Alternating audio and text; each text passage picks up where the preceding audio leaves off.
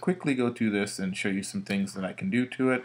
It is one complete shape, which is great, okay, because now I can select it.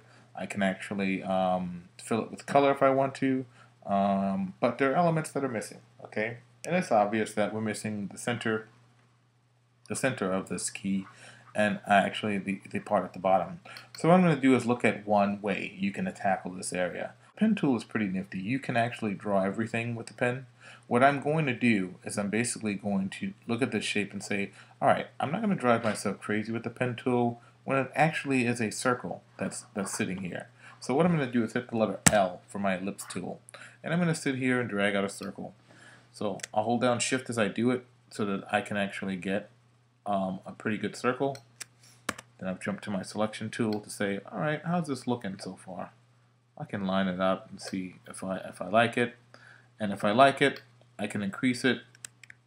And I'm going to do it from the center by holding down my Option and Shift key, or just to make sure it's increasing from the center. Next is basically take this circle and copy it down. So I'll hold down Shift as I copy it down, move it into position or where I'd like it to be placed, and then I'll add the Alt option to that. And to do this on the other sides, I'm just going to take a copy of this circle, bring it over here, hold down my Option, and do the same process with Shift to keep it aligned, move it into the area I'd like it, and then hold down Option to copy it. One more circle I'm going to place in here is in the center, because it's really open here, so it's a way to kind of get a shape similar to what I'm dealing with. So as I move it over to the center, I'm going to hold down Shift, and again I'll put the Option command in to make my copy, and I can quickly basically create the shape I want by just going to my Pathfinder palette. If I go from my window menu, all my palettes or windows are listed in alphabetical order. I'm going to Pathfinder. The reason I'm going to do that is I want to turn all 5 of these circles into one shape. So I'm going to select all 5 with my selection tool, the black arrow. The letter V is the shortcut key for it. And then I'm going to select the first icon on my shape modes. It's called Unite in CS4. Okay, when I select that, this all becomes one shape. This is going great so far. However, what I need to be aware of is that now, if I was to fill this with color, and let's just say I'm going to go grab a gradient real quick. I'll go to open my swatch library, gradients, and go to metals. And let's just say I wanted to use some sort of gradient on this.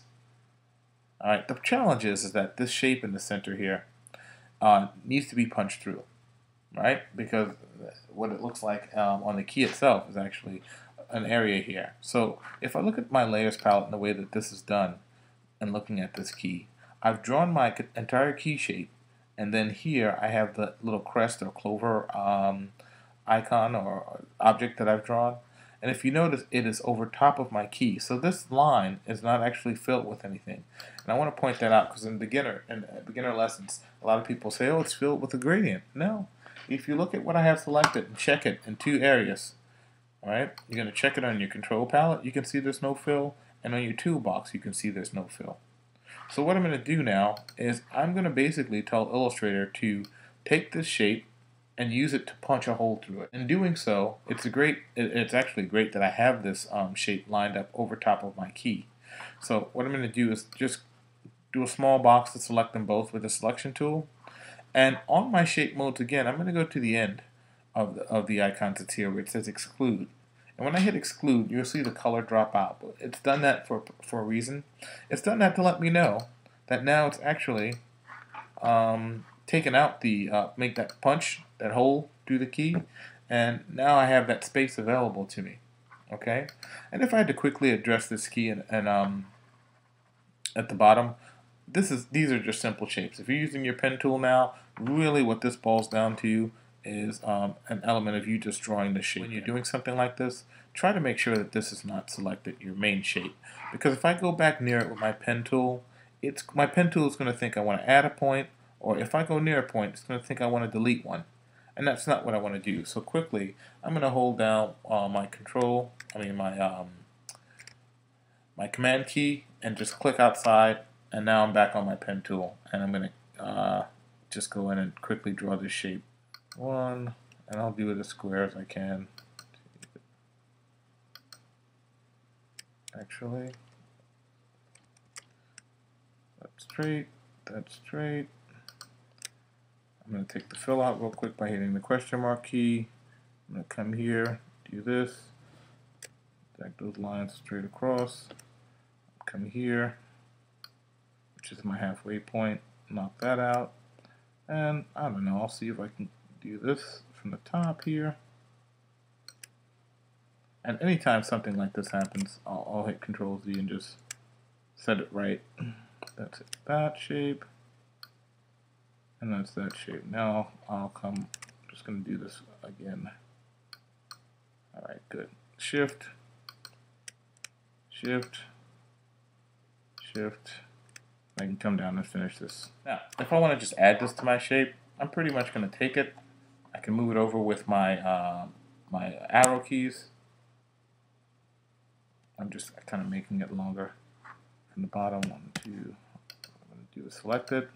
1, 2. Now it's inside my shape, and I'm going to do the same process. I'm going to select my main shape and the key, and I'm just going to select the unite, and now it's united that shape with the key, as well as kept my hole punched out, so you can see what it looks like. I could put these lines in with my pen tool, okay, and just to give you an example of what some of those might look like, I might take a pen, just come here, hold down Shift, come over here, and do a slight little curve or something like that to represent what I'm doing. I'll hit the letter P, which refreshes my pen tool, which allows me to stay on my pen tool and still draw with it. So I'll do that. I'll give that a slight curve. And then I'll zoom out a little bit, Control minus.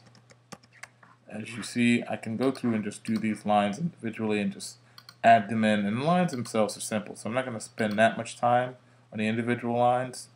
What I am going to do is, number one, I can drop the weight of this a little bit so that the lines aren't as heavy. Number two, I created symbols that I can utilize now as stones that I'm going to add on this. So I can drop those in as I see fit. That's one. I'll put one over here.